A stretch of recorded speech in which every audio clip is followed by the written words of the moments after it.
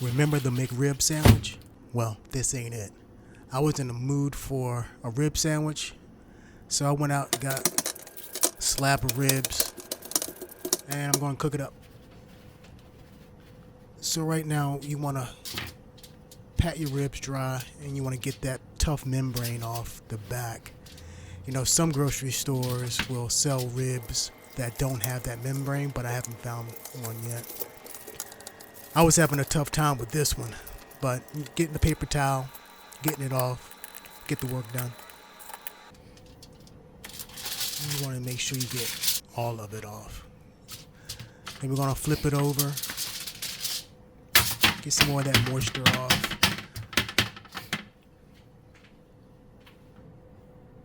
Now we're going to salt and pepper. I like using Himalayan pink salt. You can use whatever salt you want, but just be careful how much you put on. Here I'm just putting on a little layer of Himalayan pink salt. And then I'm going to go in with some black pepper. With my ribs, I don't do a lot of seasoning. Salt and pepper, that's about it. I don't like all that other stuff with my ribs. I like the flavor of the ribs to come through. So here I'm getting a layer of aluminum foil. Some people will boil their ribs, like my mom. She boils her ribs. Excuse me. So you just want to take some aluminum foil, tightly wrap it. 2 or 3 sheets of aluminum foil, tightly wrapped. Call it a day. Like I said, some people will boil their ribs. Now set the oven to 275 degrees. 275 degrees. Slow cooking. Low and slow. That's how we do it. And we're going to set the timer for about 3 hours. So 3 hours later, we're going to open the foil up, and this is what the ribs look like. And we're just waiting to put the barbecue sauce on. I like to use this barbecue sauce, Rib Rack. If I'm not making my own, this is my go-to barbecue sauce. This barbecue sauce has nothing in it. None of that crazy ingredients that you can't pronounce. So, Rib Rack is the barbecue sauce to go for if you're not making your own. Here I'm just slathering on a bunch of barbecue sauce on both sides, taking a spoon, back of the spoon, and, you know, applying a nice layer of barbecue sauce. So once that is done with the barbecue sauce, we're going to set our broiler on. And we're going to put it underneath the broiler. I don't know how long I did it for, just until the ribs are nice and toasty. So here we're going to get the onions done. Oil in the pan, olive oil, nice hot pan. Well, this pan wasn't hot. Bring it up to temperature. Again, I'm going to use some Himalayan salt, just a little bit.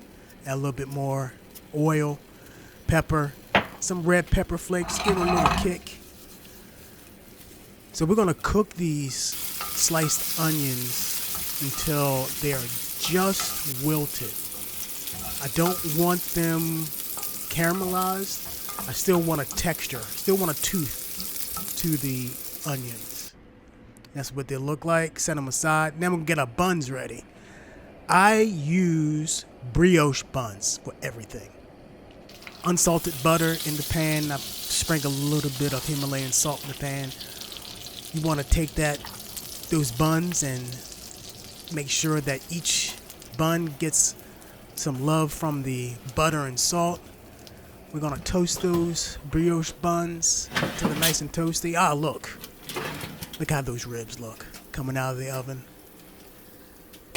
And with these ribs cooked like this, low and slow, we're going to just pull the bones out. Here, you can see nice and toasted. Flip them over. Give the other side a little bit of toasting. So first I tried to take a knife, and I'm like, no, we need another tool besides a knife. But we're going to pull out the bones first. And then the tool that I'm going to use is just a plain old fork. Easy. Take a fork to start pulling off chunks of nice, beautiful, tasty barbecue ribs.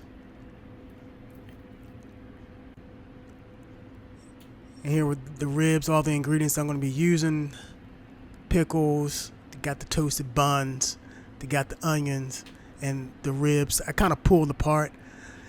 Put a little bit of mayo on both sides. Pickle, top it off with some onions. That's it. Cue the music.